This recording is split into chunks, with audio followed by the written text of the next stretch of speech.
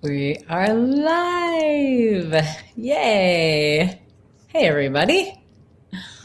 This is my man who is not a huge fan of Facebook Live and all that stuff.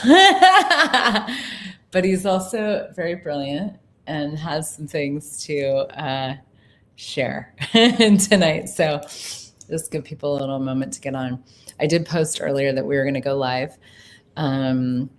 So some people saw it, and yeah, the thing I wanted to talk to Brian about, and also, so there's this is like a multiple purpose thing. We're celebrating the birth, basically the launch of an amazing new business. And we are also I also wanted to, because he's been working on this business for 3 years, right? Yeah. And developing a physical product, which is a different thing. You know, a lot of what I do and what a lot of people in my circles do is we do, you know, a lot of us have businesses that are service-based businesses. So when it comes to developing a physical product, it's actually a very different game, you know, totally different kind of a business. There's so many different things to factor into, you know, what you're doing and consider, and roadblocks and all the stuff that you run into. And so I wanted him to just talk a little bit about that. But before we do, we are going to have a little toast. So if you brought your wine or whatever, happy hour. Cheers. Cheers, love. To VinArmor. To VinArmor. It's going to be probably backwards for you guys, but VinArmor is the business, and we will show you what it is in a minute. We have to drink wine. You know, normally I would do cocktails, but it's a wine thing, so we're going to do wine. It is a wine thing. So let me just back up and tell a little story. So we were in Napa, California about 3 years ago, 3 or 4 years ago, maybe. I think it was longer. I think it was like 2015 or something like that. 2015? Yeah. 6 years ago? Yeah. Really? Yeah. Oh my gosh. Okay. Long time ago. And we were, Brian was working on this business at the time called H2 Armor, which was a cell phone waterproof technology. Bulletproof cell phone protector. Yeah. And I was like, gosh, you know, there's kind of a lot of those out there, and and we were at this winery, and we were in the gift shop, just sort of like on our way out. And there was this little like bubble pack wine pouch. And I was looking at it, and I'm like, there's no way that I would put a bottle of red wine in this thing in my suitcase with my nice clothes. Like, it could break. Like, I would not trust this thing in my suitcase. And, you know, you like to, when you go see a winery, whatever, you like to come home with a bottle. And whenever I do, I always I'm so OCD. I always have to like wrap it in a million things and bubble pack and plastic and tape. And then it takes up like that much of my suitcase. And I was like, why don't you use the technology that you're developing for this cell phone thing and make a leak-proof, puncture-proof wine bag? Mm-hmm. And you did.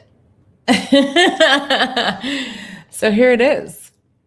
The VinArmor. Our camera's a little, you can't, I'm always confused because it's backwards. But this is the VinArmor. It is a beautiful, it has all this leather yumminess on it. It is, we don't have the lid. What happened to the lid? I don't know. I'll go find the lid. Okay. It has a lid, but it's you put a wine bottle in here, obviously, and you close it. And if that bottle breaks in your suit, you put it in your suitcase. Here's the lid. It's really cool. You just go click. And it has the cool little logo on it, and I don't know if you can even see it, but anyway, it's sealed. And if that bottle of wine breaks in here, which this also has a lot of impact resistance. There's a lot of like foam and stuff like that. If it breaks, it will stay inside of this bag. It's puncture resistant. Yeah. Oh, it's not puncture proof. Well, nothing's proof. Yeah. You buy something that's waterproof. It's not really waterproof. But if there's glass shards in there and there's wine and glass, it'll all stay inside of this thing. And it's unlikely to break because there's it's got all these layers of like foam and all kinds of cool stuff inside. So this is what Brian has been working on. So this is the box. This is all very exciting. And this is how it comes, and it folds up. And this is this sexy little beast, portable style. So you can just pop it in your, you can put it in your purse, or you can put it in your suitcase or whatever, if you're going backpacking or something like that. Anyway, so it's, folds up like that. And then when you open it up, you put the wine in it. And or tequila or gin or, bourbon. So yeah, the Van Armour. So here's, again, cheers, everybody. A toast to the Van Armour and to you. Thank you. Mm-hmm. So I wanted to, this guy is brilliant with business. And if you were sitting here with people, you would actually have an easy time talking about it. It's sort of weird talking to a camera and being like, Deborah, see people are writing comments. Viv says hello. Deborah loves it. Andy says hi. Chantel says how cool. Congrats. Thanks, guys. So he got to work developing this thing, and I have seen him over the past many years, get something and then it doesn't quite work, and then there's one part missing, or it doesn't, and then we have the supply chain stuff in China and whatever, and having it made locally, which is what ended up, for the most part, what ended up happening. So talk about it, like the process and like developing a physical product. Like, it's really different. Like, I develop, my stuff is just like, I'm going to do a class. It's going to be called this. Here, we need a graphic. Yeah. We put it out, it's easy. But when you're developing a physical product, well, it's a different thing. So I was an oral surgeon for many years, and that also is a service industry. And in a service industry, basically the commodity is yourself, right? Yeah. And the biggest difference is that when you're making a product, you rely on so many other things besides yourself. And for so long, I could go into work, and as long as I was there and as long as I was functioning, the business would run fine. And with a physical product, you have to rely on materials, other people to bring it all together. So it required quite a bit of a change in just the way I manage the business. There were all these other influences I had to take into account. And so the thing I had to learn really quickly was to get adept at project management, because beforehand it was basically just me management. And of course, when you're in the service industry, you also have to do advertising. You have a staff that you're going to do, but it is much more contained. And when you do projects, the project seems to be closer to home. And whereas if you're bringing a good into the market, you, unless it's something you do yourself, something you create yourself, you're relying on all kinds of other different factors, whether it's, manufacturers. When I first started out, we were so close to production in March of 2020. And then all of a sudden, we all know what happened then. Yeah. All of a sudden, my leather supplier dried up because he was forced to make surgical masks, and other people shut down because they were non-essential businesses. and so I had to juggle all those things. But but yeah, it's I mean, the frustration of a, a lot of it being out of your own hands is what I guess I didn't anticipate, going Yeah. from a service industry to a good industry.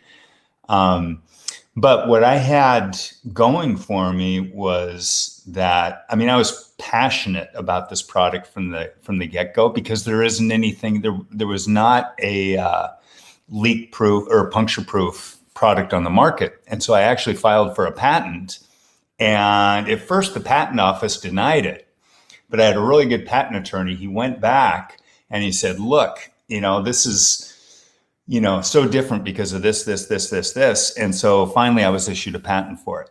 And just the knowing that I was delivering a product that was, that there wasn't anything else like that in the world, that's what fueled my passion for the good there.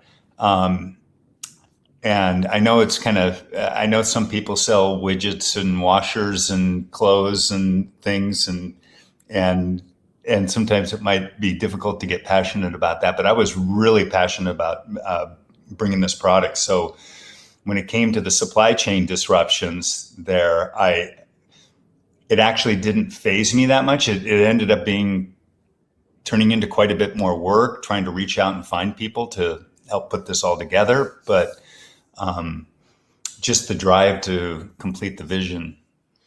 Well, and the thing so if you're just joining us, we have, where's the lid? This is what we're talking about. This is this beautiful wine travel bag. It's the Vin Armor that Brian has developed, this beautiful leather strap and all these fun little details. And you can see the Vin Armor there. The people who just joined the compact version is right here. We have our little packaging, and it folds up like this. So this is a burgundy one. So they come in brown and burgundy. I'm confused because the camera is backwards. So it just folds up like this. And you have and it has like a carry. You can also get like a carry strap and all these different fun little accessories, which has been so fun to watch you. He's like, oh, I'm going to do this. I'm going to do this. I'm going to do this. So there's all these fun little accessories. I put the website down below, vinarmour.com, vinarmour.com.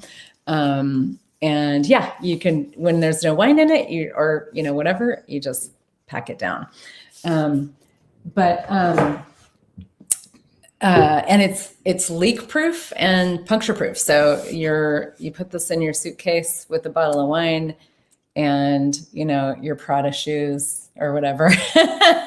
You don't have to worry about it, Or your computer, whatever it may be. I think I had like a white dress with me on that particular trip when I was like, I don't think I'm going to be carrying home a bottle of red wine in the same suitcase as my favorite white dress, and that was where the idea for this was born. But the thing, the thing that's so different too about all these, because this, there's all these different layers. There's so many different materials. Like you just don't think about this stuff, There's, what's the pour-on foam? Is it the foam? pour-on foam? Yeah, because I had to get a foam, because you can fold this bag up many times. If you're going to take it traveling, you're going to fold it up to make room in your suitcase so that you can bring something home. But I had to find a foam that would fold and fold and fold and fold and not get a crease on it. And it's kind of tough to find a foam like that. So we found a foam that was impact resistant and could take multiple foldings. And then there's Kevlar felt. Is that what it is? There's two different types of Kevlar in there. That's the puncture proof part of it. And Dyneema is also stronger than steel. It's a fabric that's stronger than steel, like Kevlar is. That is in there as well. And then this is a waxed cotton. So it has that kind of, you can feel the wax on it. And then at some point, there's going to be a leather version as well. Yeah. Not available yet, but you Like a can really nice Napa leather, like what Napa Like gloves are made out of. So when the kind type of that leather, yeah, you just want to fondle it. It's really Yeah. soft. yeah, super soft. Yeah. But then there's the thing, like this mechanism, like how this seal part, how this all goes together. There's like this material in here. I mean, I've, heard about all of this as we go. So I know more than the average Joe Yeah. about the workings of this thing. But it's, and then how do you get it so that you have that little snap, it's sealed, right? So there's so many different, like this part alone was the biggest piece of the development of it all. I mean, that's where all the patent is like Yeah. right here, pretty much. Yeah. Yeah. So it's amazing, to see like how many, and then if you can't get the right, like, the plastic that has the exact kind of like texture that you want it to have to do what it wants, Yeah. all these different things. I mean, it's amazing. And then the thing that you're so brilliant at a lot of things. And what I want to say actually is that this guy has a joy of business that is amazing. You don't realize it, but you do. You love doing this stuff. Oh yeah. He's like such a geek, he's just like, oh my God. And then I found this and I found this material and then there's this and you get all excited about it and you're just like, it's really fun to watch. So anyway, that was a little side note, but the, like the coordination of all the moving parts and all the people and the different, because there's the sew people and there's the leather people and there's so is there anything you want to say? Okay, it's a brilliance that you have. I just wonder what you can share. Well, it's, there were, during the pandemic especially, there were so many frustrations there. And it's so many times I wanted to get upset with people because they couldn't deliver. And my dad told me one time that you can always be an asshole to someone later on, but you don't want to play that card until you have to. And so there were a lot of things that were dumped into my lap. And yes, I understood that they were oftentimes beyond their control, but just knowing that and being able to roll with people, I guess. Yeah. During all of this. Well, and you didn't go into it expecting there was going to be a pandemic and major supply chain issues happening. Right. Yeah. Right. Yeah. What about the the coordination of all the different moving parts, like the timing of things? And that so about 15 years ago, I got together with my brother-in-law for a dinner, and he just got his certification he's an engineer, and he just passed this amazing certification that he was so proud of called project management. And I'm like, what the hell is project management there? And I didn't ask him about it, didn't think about it, but it was pretty clear to me, 15 years later when I went into this, because it, again, is a service industry which relied on myself, and so much of me is up here, that I could manage the service that I was giving to patients as an oral surgeon without having to rely on too many resources. And so this was a complete 180, because here I was, in order to put this thing together, I had to rely on all kinds of services, from someone who produced this Kevlar to that leather and this rivet and that plastic, and I mean the list goes on and on and on. And so it didn't take that long, but it took an effort to be able to recognize that and get systems in place where you can manage all these external factors that are beyond yourself to come together and to make that. Yeah, and there is we have a name for that in Joy of Business that's called being a mover, like where Right. you know where you're going, you hold the vision of where the business is going, and you know the moving parts that need to come into place and when in order to have the future that you're asking for. And then you know like who you need to talk to and where you need to go and what needs to happen. You don't necessarily have to do it all, but you do need to have this sort of bird's eye view of everything that needs to occur, right. in order for that to fall into place. And it's a capacity. It's also something that people can develop. Like, it's a capacity, and you can develop it. You can just ask to have more of that, awareness or whatever. But you have a brilliance with that. That's really Thank cool. Yeah. Yeah. It's been so fun to watch. Like all these things that and that's the thing is like, again, it's like when you're in the service industry, like you were saying, it's like you show up and it's you and you do your thing, and maybe you have some staff or employees or whatever, and it's fairly simple. Yeah. This is one of those things where I'm so proud of this because, how many times, like how many of us have been like, oh, someone we should should create invent that. Yeah, totally. Where you're like, oh, we should do that, or we should create that, or we should invent that, or, but then it's like for me, I know I start to think about all of the, like everything involved. And the thing is, you don't even know what's involved. Like you had no idea what you were getting into. No idea. If I knew now what, if I knew then what I knew now, I might not be here. Well, but you're pretty happy about it. No, I am. I am pretty happy. But it was just the whole journey with the pandemic, and there's a reason why no one has invented a puncture-proof bag before, leak-proof bag, because it was really, really hard to do. And a lot of high quality materials, and it's basically made in the USA, which adds another element of the expense and all of that.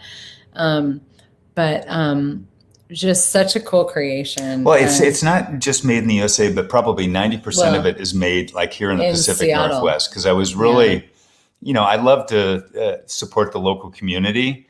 And I could have had this done in China for like a quarter of the cost to the consumer, but didn't want to do that. No, I mean, it's a high-end product, and we couldn't sacrifice on quality, so we didn't do that. Yeah. And that's one of the things also, just tossing in a lot of Joy of Business tools here, is that Gary Douglas says a lot, the founder of Access Consciousness. He says, never give up, never give in, and never quit. And that's totally how you showed up with this thing, because there was a lot of times where you could have been like, oh man, I don't know, I think I'm going to throw in the towel, but you didn't. No. And you wouldn't, you're too much of a stubborn son. Well, that's because I know there's still a need for this. There still is the need. So, but that's the joy of business. Yeah. Because if you really didn't want to do it, the need it wouldn't be an inspiring factor for you. Right. Right. But you were like, I'm going to do this. I'm going to figure this out. It's got to work, and I'd be like, well, why don't you just like cut a corner there, and you would be like, no way, or I'd be like, well, it doesn't really matter if this thing is not there or but you've always. Well, so when you talk about entrepreneurship, there's two different types of entrepreneurship. You can be an entrepreneur in the service industry, or you can be an entrepreneur in the goods industry. And when you're an entrepreneur in the goods industry, and I still don't think of myself as an entrepreneur, but by definition, I guess I am. You're a serial entrepreneur. But when you're an entrepreneur, I mean, your name is behind it, right? Yeah. And, I don't think I could have developed this product if I was working for another company. And if they gave me this project, okay, management says we need to come out with this by, the third quarter of 2025. I don't think I would have had the drive to do it there. And there's something about, being an independent entrepreneur where you have the freedom and which allows you the creativity. And I was also fortunate enough where I funded this all myself. I mean, it took a lot of my life savings to do it, but so I wasn't beholden to anyone. Yeah. But having all of it within my, within me, or having me be the ultimate person responsible for it was so much fun. And that's called being an entrepreneur. Yeah. We woke Penelope up. Oh, Penelope, what is it over there in Europe? I'll tell you, it's 2:30. No. Yeah, no, it's in the middle of the night. 3:30 a.m. in Central Europe time. I wanted to do like a little wine thing, and wine at 2 p.m. is not really our thing, So if you're just joining us, or you just want to like take another look at this beautiful specimen here, this is the VinArmour wine bag.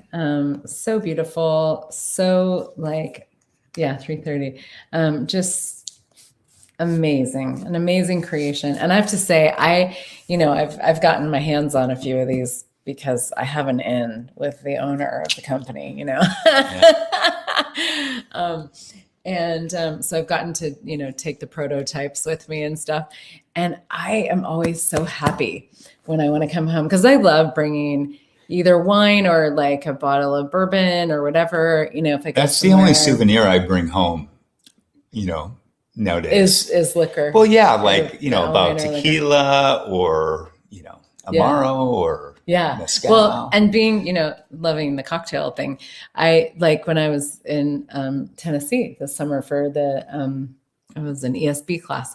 Yeah. I found I love going to liquor stores and Penelope. We were in Paris a couple of years ago, and I was like ogling in the window of a liquor shop that was closed. But I'm like, oh my God, I have to come back here. There's this and this and this and this, because everywhere you go in the world, there's all these like local liquors, but then also wines and, just like or balsamic vinegars and you just kind of go, okay, well, how the hell am I going to get this home?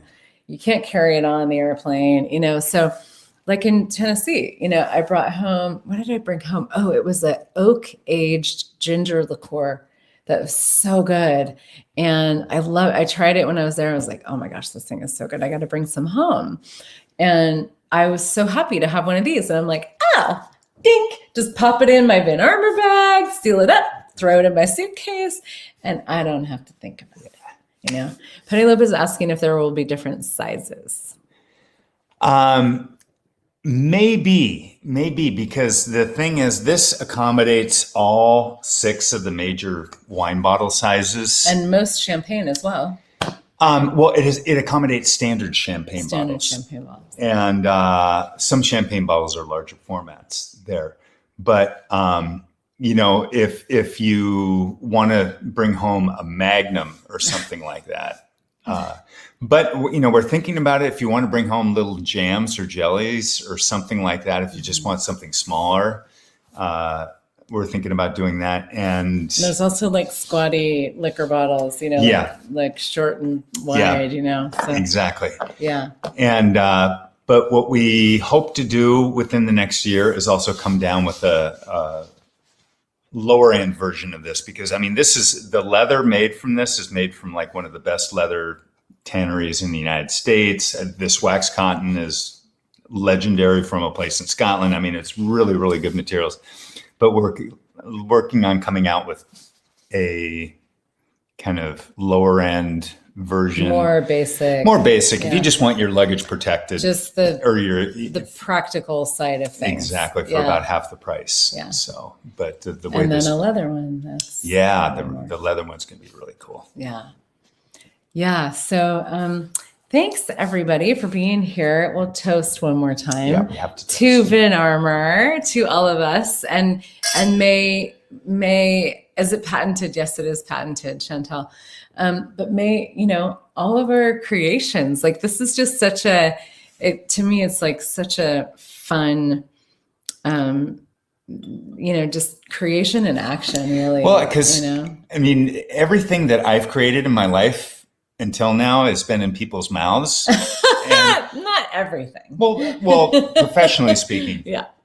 And but it's so nice to have something tangible where you can just put your hands on. It's fun to fondle. It is. Yeah. So cheers. Cheers. And cheers to you all. Thanks for being here with us.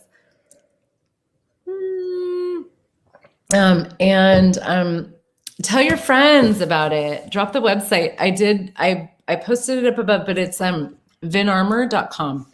Yeah. VINARMOUR.